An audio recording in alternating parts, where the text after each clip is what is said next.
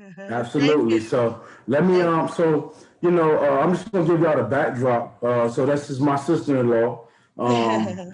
but we've been friends for much longer than we've been family all along, even before the title. So Yeah. her story is one of a vast inspiration, and I'm gonna let her get into the details about that.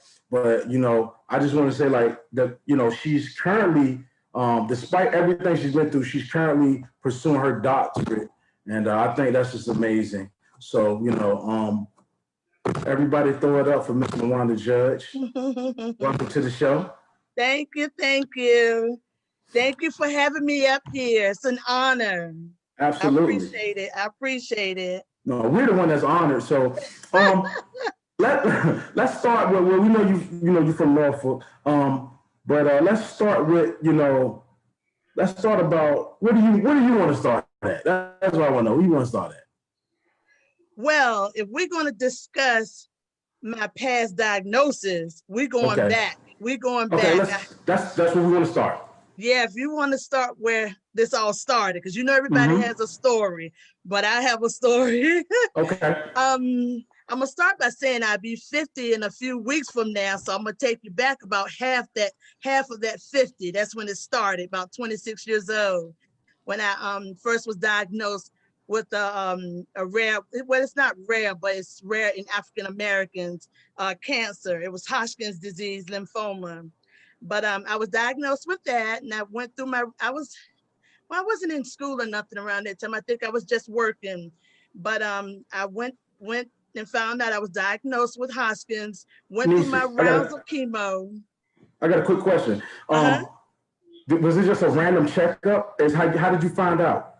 It was a random checkup. Well, I Okay. did have side effects, but I was young. I was in my 20s. I was in my mid 20s. And I would have never thought I had that, but I did have little signs and symptoms when it comes to Hodgkin's lymphoma, like itching at night and really hot night sweats.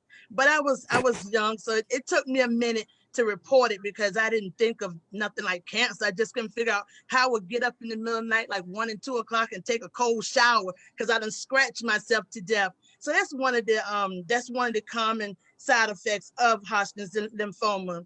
And another thing, Hodgkin's lymphoma, it runs in the early 20s in Caucasian. It runs from like 19 to about 28 in Caucasians, very rarely in African Americans.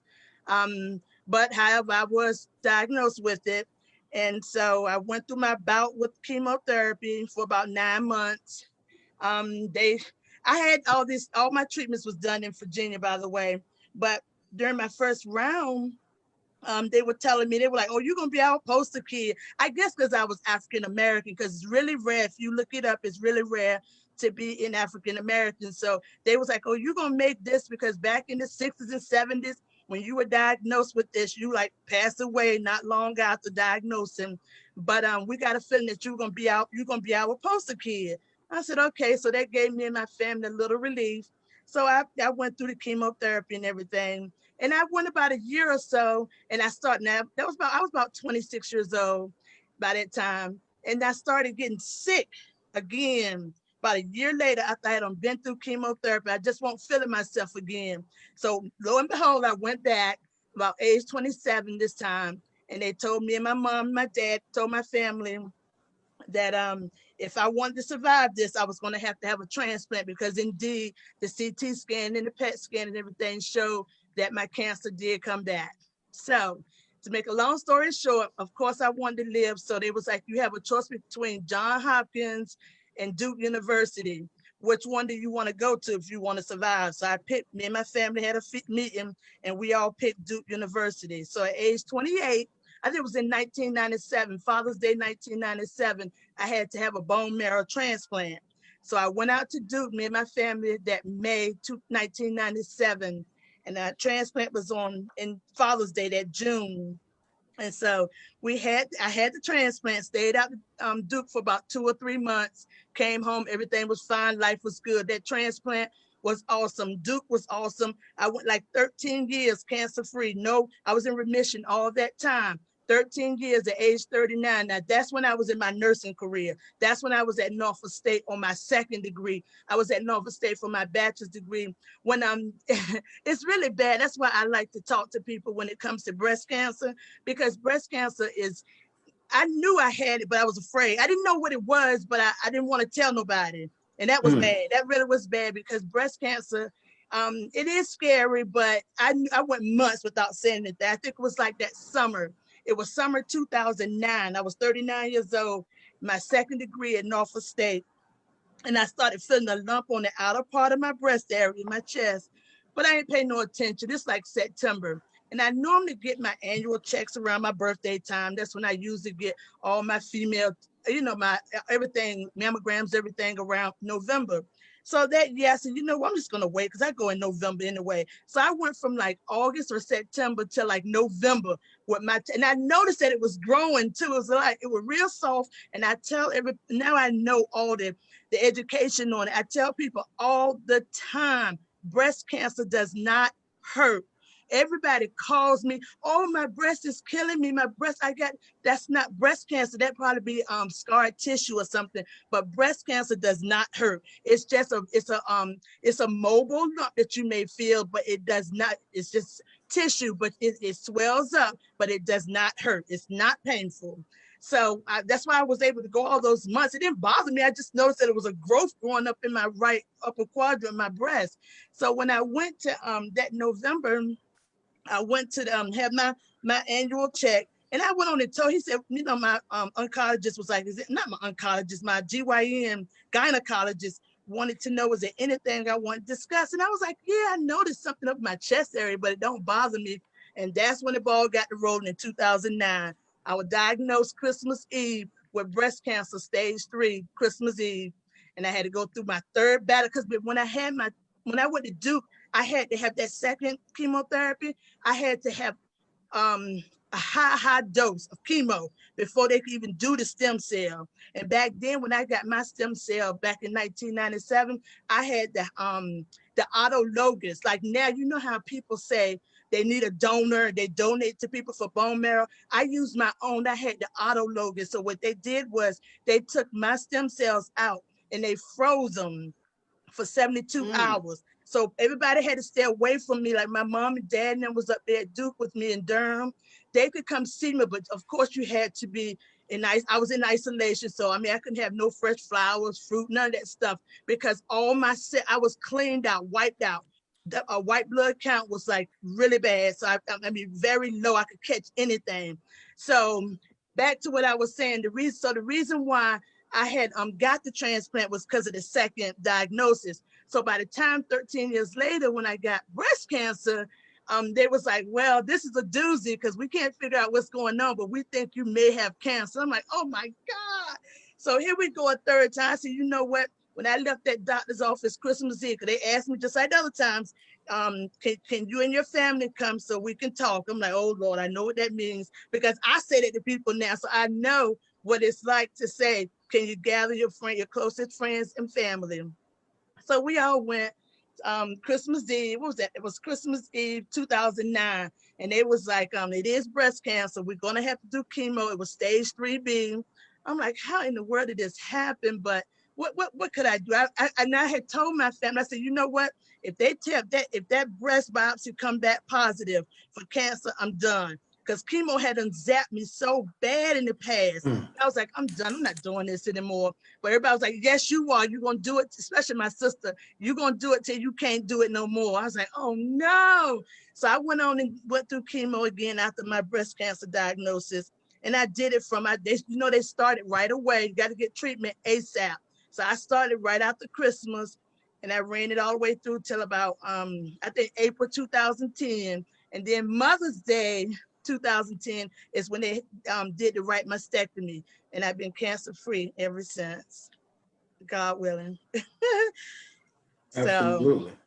And a lot of my things, I'm sorry, I just want to say, a lot of my things, I see you writing things down, but for some reason, I always lived on dates. If you know me, you know I live by dates, even my goals, everything. I have to have a date for everything. I have to have a date to buy a car. I have to have a date to buy a house. I always lived on dates. And for some reason, believe it or not, when I first was diagnosed with my first cancer, it was Valentine's Day, 1996. Then when I had my bone marrow transplant, it was Father's Day, 1997. Then I was diagnosed 13 years later, Christmas Eve, 2009. Then I had my right mastectomy, Mother's Day, 2010. Oh, and then 2014, I had ovary problems. They were worried about that ovarian cancer, but it wasn't.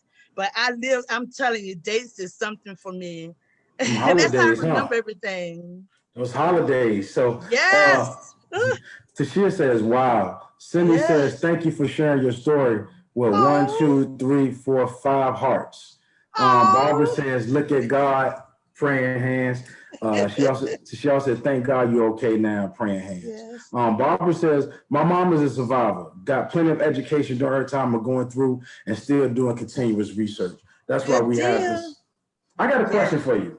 Yes. And this is important for for our viewers and everybody that, just in general, your initial, when when you was 26, what was that feeling like when they first told, like what was going through your mind? You know what I mean? When they first told you that, what was going through your mind? I was really scared. I was young. I don't have any children. So I really was partying in my 20s. I mean, I was hanging out with my cousin them. And so then here's something. I think I was working a nursing home back then. I just was doing what I do. I didn't, I wasn't dating anybody. I was just partying. And so when I heard something like that, you know how they say God got a way of putting things to slow you down? That slowed me down because I was partying, hanging out, having fun. Honey, when that whole chemo thing came on, my life been slowed down ever since. Ever since. It was scary because now my dad's side of the family is pretty heavy with cancer. I lost a lot of family members on my dad's side due to cancer. So it wasn't shocking to have to have a generation come from a generation of cancer, but it just hurt to know that I had been diagnosed with, and I was so young, I hadn't really been to school like I wanted to. And the crazy thing is, I always thought about, I never started nursing school until I was in my 30s. All them degrees and stuff, all that stuff didn't come till after I was diagnosed with cancer. Was that your motivation? I think so. Yeah. Yes, I think so. So another question I had was, you said that you said that you said that you and I want to say this the right way, because you said you didn't want to go through another chemo, but did you, I didn't say give up, you felt like giving up, but was it just overwhelming to the point you was like, listen, I'm just going to battle this thing and whatever happens, happens? That's how I ended up being an oncology nurse for 8 years. Let me tell you something. Until you've been in that bed, all these people in this world today, if you have not been in that bed, been diagnosed with cancer, you do not know. Just because somebody got cancer, I'm telling you, the things people go through. That's what inspired me when I got my first degree at Norfolk State. I was a cancer nurse. I hung chemo. I ended up teaching. I was one of the chemo teachers how to hang chemo because I was so deep into it. Because I want people to know, I'm not just a nurse hanging your chemo tonight. I'm your nurse that's been in that same bed as you. I'm your nurse tonight, but I was that patient. I was you years ago, because when you have a lot of questions when you agree to go through chemo. Is this gonna hurt? Am I gonna do it? You want to know everything. And I'm able, them 8 years, I missed it, but I really enjoyed it. Because when I went through that, I was able to actually tell that patient, let me tell you, when I hang this now, I give them education. You may feel sores in your mouth. Food may taste like cardboard. Your fingernails may turn black. Of course, your hair is going to start to shed on your pillowcase. I give them comfort to let them know it's just for now. It's going to be okay. God going to get you through it. But it's something you got to go through. It is. It's hurting, but I really enjoy doing that, because it's good to have a nurse that's been where you've been. Trust me. That's right. Three That's right. times. That's right. I know. That's right. T got a question. Yes. Okay, so when you were going through chemo, were you like inpatient? Did you stay in the hospital? And how was your support system during that Okay. time? Who was supporting you during that time? Okay. Far as if I was an inpatient, no. that first disease, that first time when I was like 26, that battle was nothing. That was just getting chemo every 3 weeks. But I'm gonna tell you, I will say that that first one may have been the worst one because you don't know what to expect. You don't know that you might, and then the treatments done changed so much over the years now. The medication is good, but back in '96, that first one, I puked my head off. I couldn't eat nothing, everything. I could only eat ice cream, popsicles, and Jello. That's how come cancer patients lose so much weight, because of the taste buds. You taste nothing. And as far as support, oh my goodness. So all my family, my mom and dad, thank God, they're still here today. And my brother and sister, so I got they still support me today.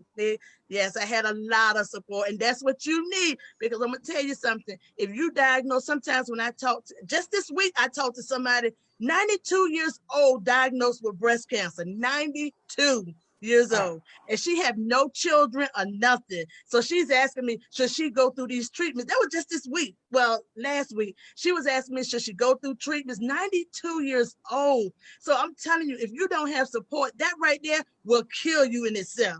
Because you need somebody to understand, what did the doctor just say? Or when did he say I come back? Or what was the medicine? Which medicine do I take? Or which one does that? You got to have support, because you got to have ears and eyes, because you are so out of it. You don't know.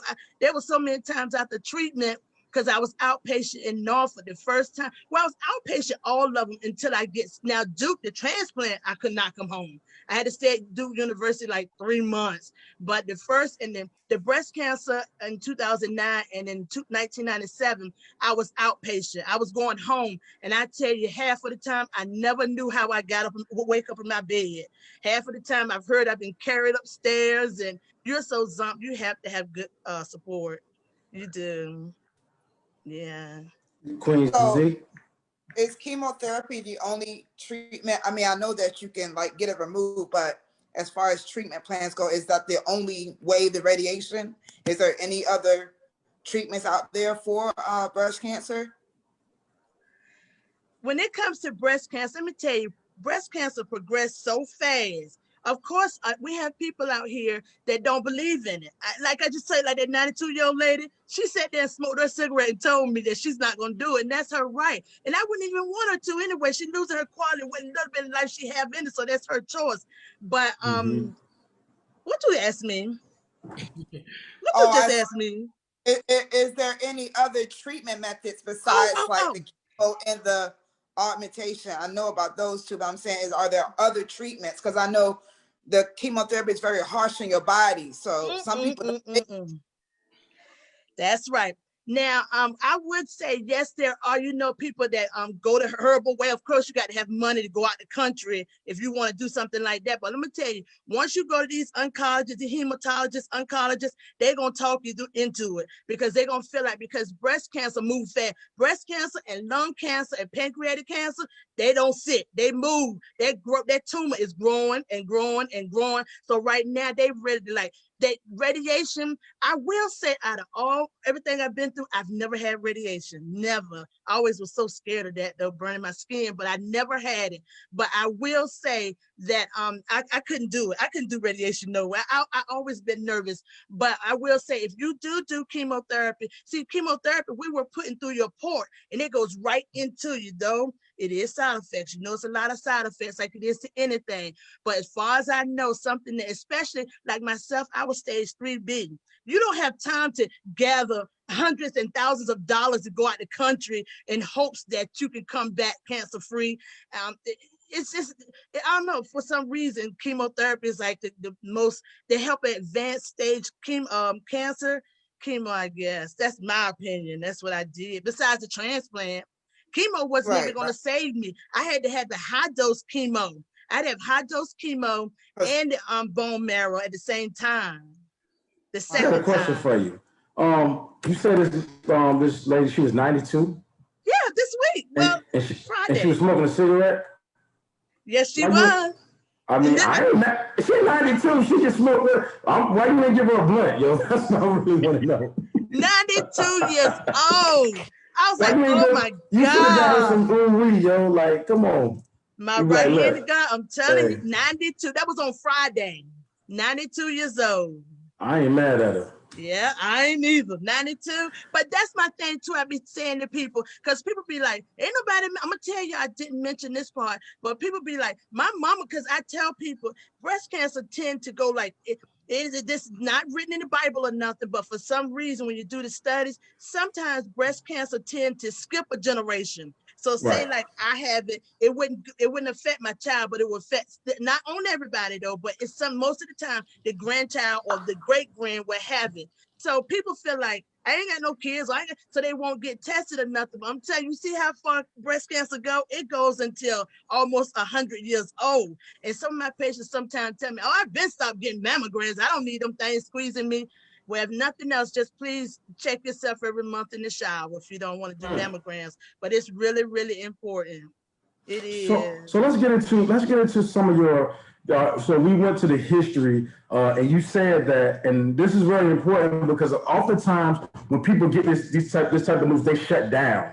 But you actually use your situation, to propel your career. Let's talk about that. You know what I Did. mean? And the process. Let's talk about the process. And please, name your degrees. You earned those, and how that Yeah, came I about. did. And you know what? I got to give it to Norfolk State. I do. I'm gonna tell y'all something. Okay, I didn't go to Norfolk State until like my early 30s. My sister, that's why my sister, who's 8 years younger than me, she was a nurse before I worked for as a nursing assistant in the nursing homes most of my life until my early 30s.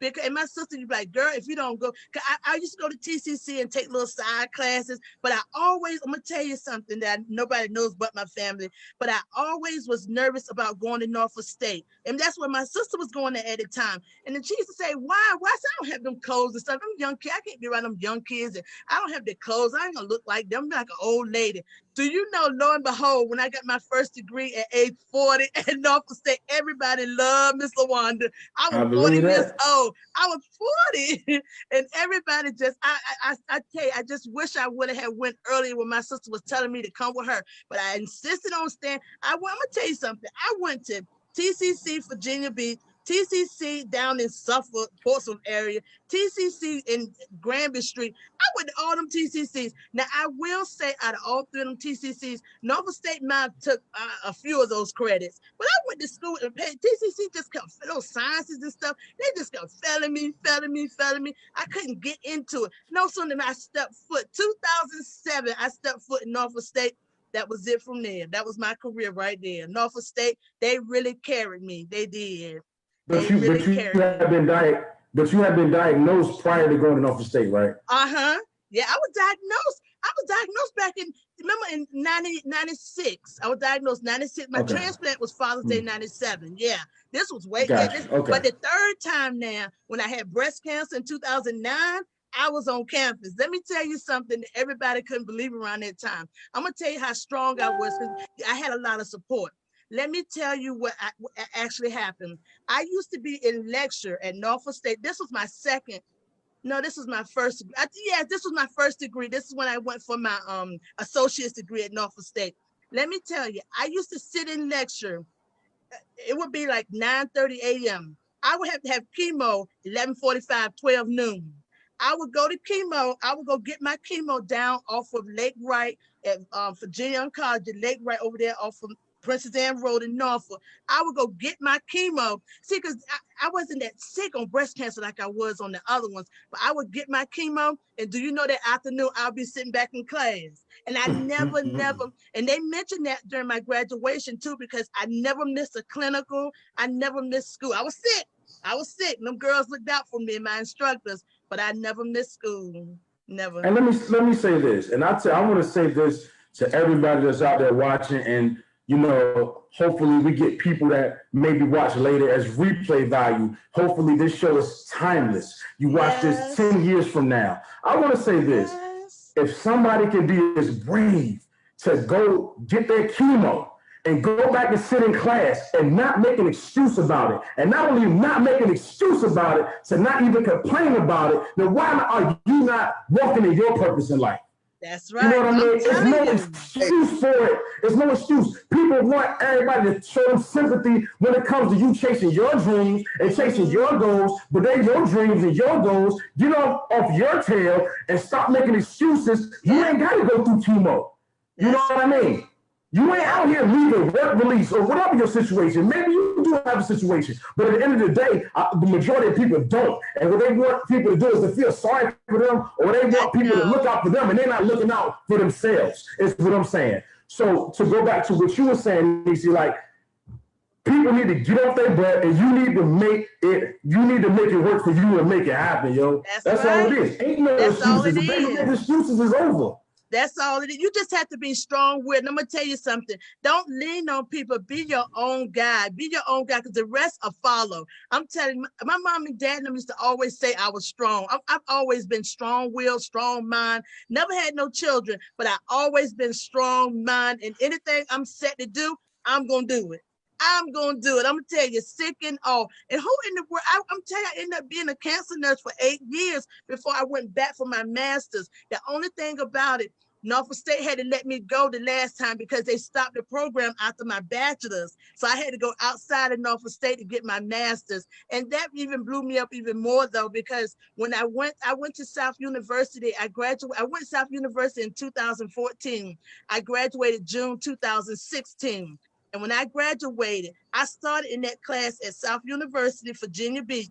And it was on campus, not online, on campus for my master's in nurse practitioner. When I started in that class, it probably was about, I guess it was about 9 of us. But do you know, on June 16th, 2016, I was the first and only nurse practitioner from South University. It was a commercial and they did have it in the school, but that was in 2016. I was the first nurse practitioner to graduate. Only one in the That's, class. I walked across the stage by myself. Only wow. one. That's After all that I've been through. Oh my God. Hey, listen. I remember. I remember you You going to remember? class. I remember that it was a battle. I remember. Oh, I do have yes. I got a personal question for you. So Yes. how was it? How was it? Treating and seeing your mother-in-law go through that. Oh my goodness, Mom. And I was a cancer nurse then. That's how I met Mom. Before I even knew that she was y'all mom. That's Mhm. really strange. I'm telling you, God will put things in your way. I'm telling you, he'll do it. He'll do it. Because I never forget it. I remember I used to give her treatments. I remember her admission. And for some reason, I knew of her, but I didn't know who she was. I just knew that they said Miss Such and Such was coming in today. And she had, I think, elevated white blood count or something. And so I would get visit with her. But then eventually I ended up finding out that it was y'all mom. It was like, oh my goodness. So it really, I will tell you something though. If I love one, I love them all. All my patients, I don't care what color they are. I don't care, especially my cancer patients, because I have a certain love for them. But when I found out that it was LaWanda Judge, of course, I really went in deep when I found out it was, and she had what I had. So, I really had to go through it with her and give my story and let her know how, just give it to God, give it to God. No But doubt. yeah, I Any, remember. hey, anybody, do y'all have questions? We do. Seller said, "Hey, Niecy." Hey, Cellis. Cole says, I never knew your whole story. I'm so happy you came on and shared it with us with a heart. May God continue to bless you. You are a strong woman indeed. Yes. Thank you, Mildred, sis. dang, I lost. Can you read Mildred? Angelia says, awesome. Can you read Mildred? Because I clicked over to my watch party and then I can't see all the comments no more. I see it. I see it. It says different people handle chemo different. It affects everybody's body differently. Yes, yes, it does. Yeah, chemo is something though. And then also I'm gonna tell you something. Like I was just telling the 92-year-old lady the other day, she was like, honey, I just don't want to do this, honey. I just don't want to do that. I said, well, let me explain something to you. Once you get diagnosed, first you got to get diagnosed. First you have to get diagnosed, the biopsy to diagnose. Then you got to do the stage and know exactly where you are. Then you come up with a plan, a treatment plan. Everybody don't get the same treatment plan. Like myself, I told her the same story too. This is crazy. Okay, like my third time when I got breast cancer, they had a hard time with me because one of the medicines that I had twice. The first 2 times I had cancer, and it's adriamycin. It's the one that takes your hair and all, but also you got to realize, I think adriamycin, bleomycin, those medications, those chemotherapies tend to it harms your heart years later. So you have to be careful. You can't keep giving the same chemo. So that was the problem when I got breast cancer. They were trying to figure out how to get around that certain medication that I needed. So no 2 chemos. I mean, there are 2 chemos alike, but everybody has their own plan. And then some people react different. That is very well true. Hey, Nisi, so what are your degrees in? My first one is just, well, not just, because God knows I worked for that after I came from TCC shenanigans. But the first one is associate's degree. I got associate's degree in registered nurse. And then I went back. I graduated a couple of years later. I went back, 2 years later, and I got my bachelor's degree. That's a bachelor in science, nursing. And that's when I had to leave Norfolk State, and I went on over to South University, went over to South University, and that's where I have a master's in family nurse practitioner.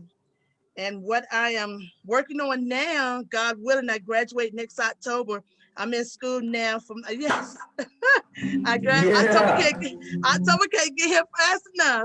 But I graduate next October with my doctorate in nursing. So, hey, I want to say this. Don't downplay your degrees and how long it took you, because Dr. Eric Thomas, he's one thing he always says. He said it took him 12 years to get a 4-year degree, right? And it took me it took me like, Sellers jokes me. I started school in 2002. He said, man, you was in school almost 20 years. But I was active duty military. But look, Nisi, this is the thing. What he says is, no matter if you got yours in 2 years or 6 years or 8 years, they don't have no dates on them. That's right. That thing is, you got it. Because like I said, I messed around with all those TCCs for like 4 or 5 years. I kept repeating them anatomy classes, them biology classes. I was getting so upset. I was jumping TCCs. The beach, I went down Norfolk, Portsmouth, Suffolk campus. I just refused to go to a university because I didn't think I was smart enough. I just didn't think I could dress or fit in with that crowd. Oh man, once I got over there, Norfolk State won't nothing but love. No, that's right. I've been through the same thing. Yeah. Queen Z, you got a question? No, I'm just amazed of her story. Thank you. If you're definitely like a motivational speaker for breast cancer awareness, like just giving us the answer about everything. But what are the I know you said there were side effects with. Oh, you want to get into that? Talk about the side effects for people to know about when doing chemo? The side effects of which one? Of what? Of having chemotherapy treatment. Yeah. See, that's why I was saying earlier that they're different treatments. It depends on, first of all, what you're diagnosed with. Second of all, your staging. Because some people, it's just stage 1. Thank God we caught it in time. Then we got those that's like stage 4, we got to go full force. You got to get radiation and chemo and prayer, more prayer.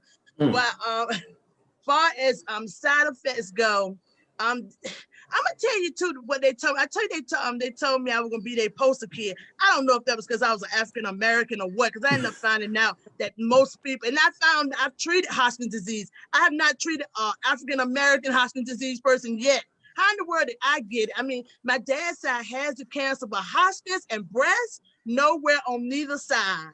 But it depends on your course of treatment, and that's your side effects. But overall, from the first chemo to the third one, the first one was really bad. The first and the second one because it was high dose, 2 because it was unexpected. I didn't know I was probably making myself sicker. And the third one, I knew what it was all about. And as the time go by, I try to tell people all the time, it gets better. Things get better. Medication is good. You don't very seldom do you vomit and stuff anymore. They got such good nausea medication out. So a lot of that stuff is not as bad, but there is some nausea. And of course, there's the weight loss. And, just little side effects like that. I got a Everything question. you don't eat no fried food. You don't want no collard greens. No, I told the lady Friday. I said, honey, I said, you eat fried chicken? She said, yes, ma'am. I said, because she said, I'm not getting no chemo. I said, well, you won't be missing out on that because you get chemo. I tell you one thing, you won't be eating no fried chicken. And that was my question, Nisi. Does the food, do you think there's a direct correlation between the food and cancer? And since you brought that up, why you can't eat meat then? If that's, you know what I mean? Let's talk about that real quick. Okay. I don't think it's a correlation between the food and the cancer. What it is the food and the treatment. See, when you got to realize, like I tell people, I'm not gonna sugarcoat it. Of course, chemo is like poison, but see, at the same time, you're gonna want that poison because see, that poison, it works on you. It shrinks that tumor. Those tumors under your arms, your lymph nodes, and your groin area, and your neck. All those tumors. The more chemo you get, the more over time that they shrink. So you that's what you want to do. That oh God, this is. Great. But you know that if you go to the CDC website, actually meat is up there as a carcinogenic, like cigarettes. A cancer? Yeah, cancer. It is. It may very well be, but I tell you one thing, that's the last thing you want if you get chemotherapy because everything tastes like cardboard. You want cold. So I remember Mom Diane always wanted cookout ice. You want crushed ice, popsicles, stuff like that. You want cold stuff, but meat and collard greens, you can't stand the odor. That's another thing, Queen Z, no odors. Right? Let me tell y'all something. I don't know if it's because I had so much chemo over my lifetime. I'm going to tell you something. I can smell something. So I'm telling you, your scent, that's something I was left back. I know that's something chemotherapy done, but I can smell very, very, very, very good. And another thing, and that's been years since I had chemo. Remember, I got chemo back in 2009, 2010, but a lot of things still affect me in this 2020. Like, I'm very, very tender. My bones and stuff. Oh my goodness. I'm very, I hurt easily. Like at nighttime, I have to switch side to side. I can't lay on one side more than other. And that's been 10 years ago, and I still get those little things, but smell and my bones is the biggest thing for me, as far as 10-year side effect. Hey, you got a big man laying in the bed with you. You sure he ain't rolling over top of you on late at night? No. He like 6'3", 250, 270 or something. The Big Show. Yeah. love you, bro. Hey, look, Nisi, let's go through some of these. Let me get through some of these. Oh, go ahead. Yeah, so look, so at stage 3, you didn't have an alternative to like cut the tissue out, or stage 3 was like so drastic that you had to get the chemo? Right. I was stage 3B. I had to get the chemo because I'm gonna tell you, and another thing, I don't know why my cancer's got to be like, I mean, isn't out the blue. It's like they almost made it up to me. Like I'm gonna be in a study or something. Because most people, I didn't realize this till I became an oncology nurse. But once you're diagnosed with breast cancer, I'm gonna say most people have the mastectomy first. And they're like, why wouldn't you have the surgery then get chemo? I didn't. I was diagnosed at Christmas Eve, 2009. They started that chemo right around the 1st of January. I ran that all the way to Mother's Day. Then they did my surgery. So it's I don't know for some, yeah, they didn't, my right mastectomy wasn't until Mother's Day after chemo. But you would think, I was asking questions like that. Because, that's what I was like, why wouldn't they just try to see if they can get the tumor out first before doing the chemo? And see, another thing, before they even do that, they do all kinds of imaging and studies, because you have to check your lymph nodes, which are under your right here in your armpit areas, to make sure that they're either negative or positive. And thank God, that's the reason why I don't have to take like medication for the next 5 years. My lymph nodes, as far as my breasts go, were all negative. So that's why I guess I had a little time that they wanted to just go ahead and shrink that tumor. But it was stage 3B. So they did chemo on me right away, and then went back after chemo. Now you tell me you're gonna take my breasts, but that's what they did. Mm-hmm. And you said all this that's a beautiful smile on your face. You know I wanted to take them both. I told them to take both of them. I was 39. I mean, I'm not gonna have no children. I mean, just take them both. I can't take another cancer. God knows I can't take another one. And they wouldn't do another one because now they have this like $250,000 test. If y'all look at it, it's called a BRCA test for breast cancer. And it what it does is it tests you and your family members. My mom and sister had to get tested too. And what it does is it lets you know your chances, because back in the day, people used to get double mastectomies off the bat. You get both of them gets removed, but they wouldn't let me do it. They said, one, I was too young, 39, please. I mean, take that thing, but they wouldn't do it because they did the BRCA test. 39, honey, let it go. They wouldn't do it though. So they took the one, but they did a BRCA test on myself, my mom, and my sister. And when theirs came back saying they would never get breast cancer, mine came back saying 99.9% that it would never go in this left breast. So let me read a few comments. And man, this is awesome. So Elijah said good vibes. Sister Erica said, Sister LaWanda Judge, you are amazing. Keep letting God use you. Karen says, love you, LaWanda, with 3 hearts. And she's throwing a bunch of celebration and blew you a kiss. And she said, congrats, sis. Erica said, you are truly an inspiration. You are so humble. Love you. God used you to be a testimony. Look at God using you. Karen said, did you accept natural, holistic medicine? Did I do it? Mm-hmm. No. You know, like Dr. Sebi? Right. No, I did not. I thought about that stuff because somebody had passed word on to me. They were like, stop getting all that. This is when I had the 3rd time. They were like, stop putting all that poison in your body. I had no money for that stuff and didn't understand that stuff. And then I started hearing how to go out the country. I was already scared. So there I go following the white. Look, I don't want to say that, but there I go following the other people, the textbook, there I go following the textbook. But I got through it though, thank goodness. What's up, Stevie? No, I thought you had something. No, I just wanted to speak on as far as the transplant, how does that work if it doesn't take? Good question. Let me tell you something. Before you can even see, when I went, okay, that's another date. Okay, I didn't have my transplant till Father's Day 1997.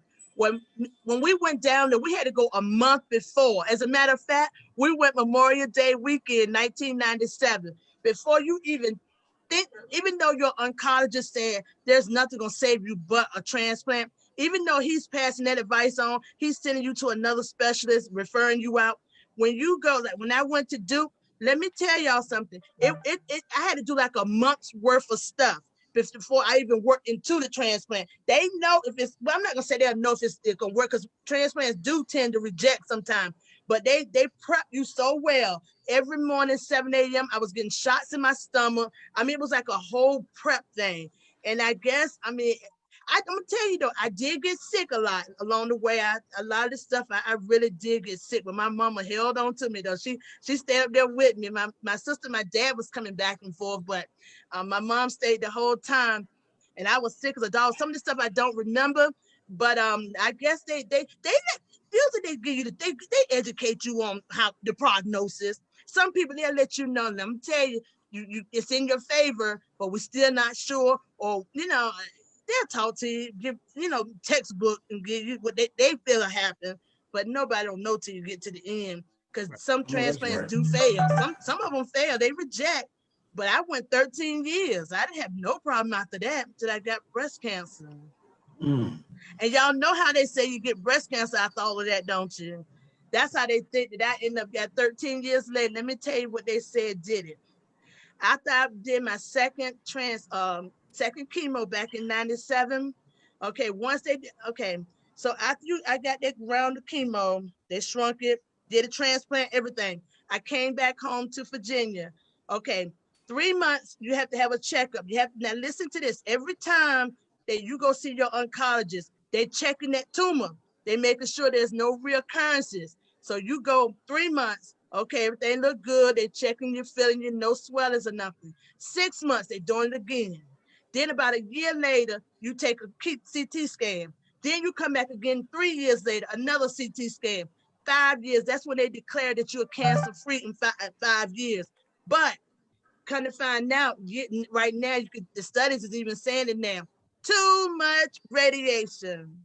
they said that's how I ended up with breast cancer because I got all those scans. Not good. They said it's how I got breast cancer. I don't know. Too many checkups. That's I'm gonna talk to you offline. But you know what? When we do your movie, I think we should let LaWanda Judge play you in the movie. Oh my God! Tell me that. That's one of her and Alfred Woodard. Those two. Let me tell you something. When I was sick the second time, I told my sister. I said because they really was concerned that second time. They told me I had to have a transplant, and they were gonna fly me through me and my family through the Angel flight. But we drove though to Durham, and I told my sister. I said, let me tell you something. I said if I don't make it through this second one, if there's anybody in the whole wide world, please see if Alfred Woodard would come see me. That her and LaWanda Judge are my two favorite people. I got that spirit. Hey, do y'all have any questions? And you're gonna make a phenomenal doctor. The way you could just record those dates as I'm a date person. For you. So I know you were saying earlier about some women that don't do the mammograms and stuff. For the viewers that's listening, the ones that are probably afraid to do those and stuff like that. Is there a way that you can tell people how to check for the the lump or whatever like that? I'm gonna tell you what see, I guess this is probably what I was doing, because I told you I went from like August to like November myself, and I actually caught that myself. I just didn't tell nobody. So please don't be scared of those lumps, because not all of them are breast cancer. It doesn't hurt, but if you're afraid to go to an oncologist, you can always reach out and call me. But at the same time, you can do your own self-check once a month. You can do it in the shower. Of course, do it when you're in the shower, and don't do it around your cycle time, because different things happen with your cycle. So don't do it around your cycle time. But once you're in the shower, just put your arm over your head and just do physical exams on your own self. Because that's actually how I found mine. But I just didn't tell nobody. And then when you do find it, please let somebody know. Don't be afraid, because you're on borrowed time now. Time is moving. I probably wouldn't have been stage 3B if I would have told somebody, but I was scared. I was very scared. So. My last question for you. Yes. Now I want you to take your profession out of it. And let's go by everything that you've been through. Do you think there's a cure for cancer? Because there is no. Now, when we talk about money, and let's talk about what really moves this country. We're talking about money, right? Right. Now, you don't think it is? There's a lot of shicey stuff going on behind closed doors, and I notice a lot of people of power don't die. A lot of those people don't die from cancer. You're right, because you know what? There may be, but you know what? They ain't gonna let nobody know. They'll let thousands die off first before they put it out there. Just like AIDS, HIV. Oh my daddy. Just like AIDS, HIV. I believe that there's a cure for that. But see, they want so many people to die off. I'm thinking, as far as a cure, if it is, it's held tight-lipped. It ain't. And I mean, we lose a lot of people behind it. But I believe, it's funny. I was actually doing some reading today about breast cancer, and it was this doctor named Wayberg, I believe, and he actually was saying that there's a cure, but a lot of people, the scientists and the doctors, don't want to go by his way, and it has something to do with mitochondria. He was stating, he was like, the reason why there are people keep getting diagnosed with cancer because they don't know how to treat it. They're treating it. Dr. C said he cured like 7. He brought the court.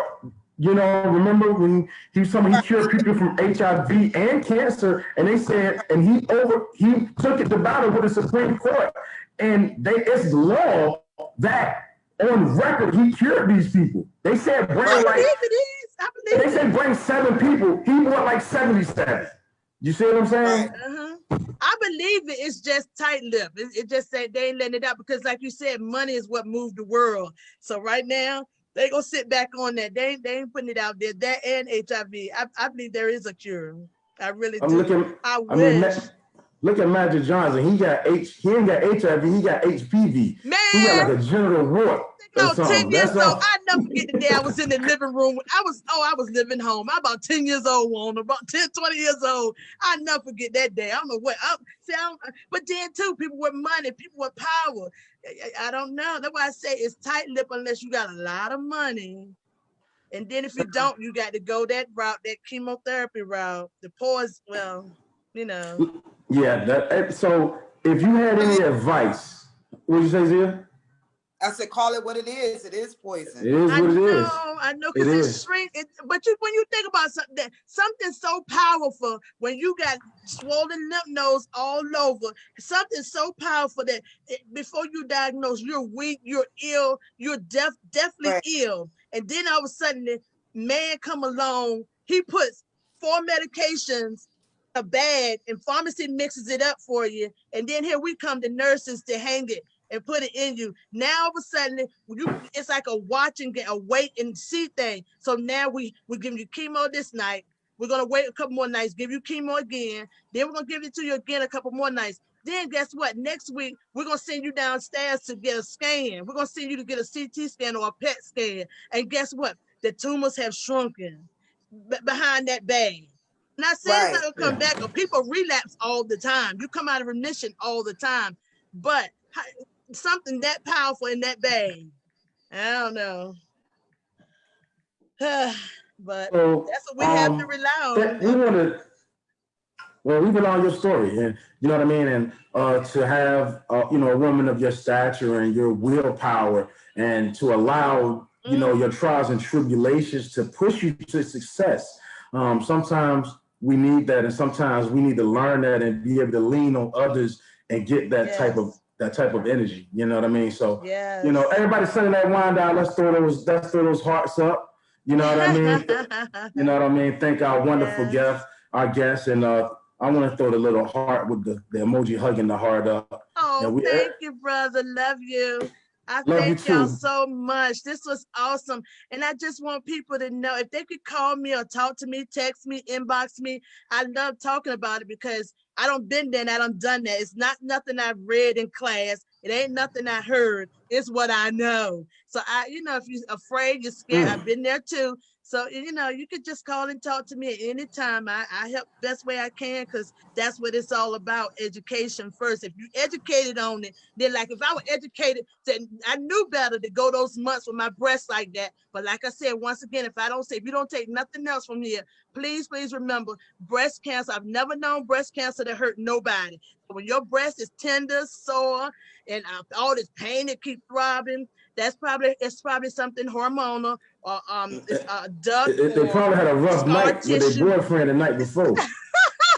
The cycle about to come on, I'm sure. It's something like that, but it's okay. It's all right.